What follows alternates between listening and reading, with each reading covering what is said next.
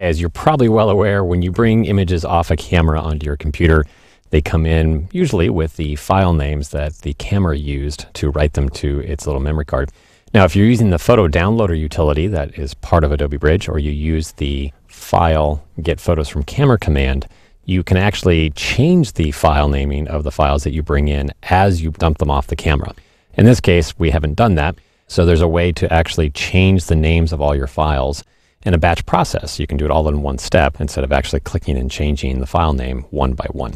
The trick here is to select the images in the content view that you want to change. I'm just going to go ahead and do select all.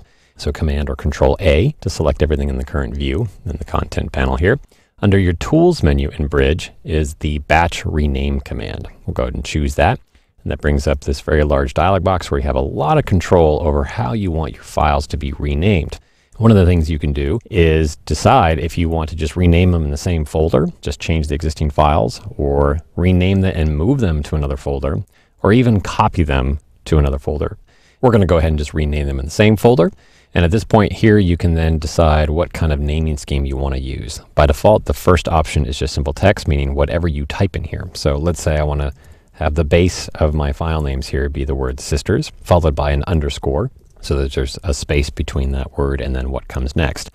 From the pop-up menu, you can choose a sequence number or letter, the date and time, some other existing piece of information like the metadata that you can choose from a particular value.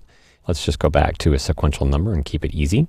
And you can decide how many digits you want your sequential number. I'm going to go ahead and just do 2 digits for now.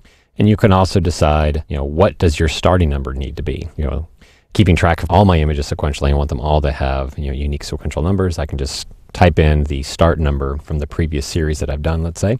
If I make this 56, you can see down below here, I get the preview, and my first image in my selection will start with the number 56. All right, pretty easy to understand. Let's go ahead and just make it number 1. And if you want additional pieces of information in your naming scheme, you can just click the plus button to add another row of information. Let's go ahead and subtract that. Once you have everything set up the way you want, if this is something you're going to use often, you can actually save a preset and give that a name, and then you can just pop the preset open the next time you use the rename command. But let's just go ahead and click rename, and you'll see those selected images are instantly renamed. Pretty cool, huh?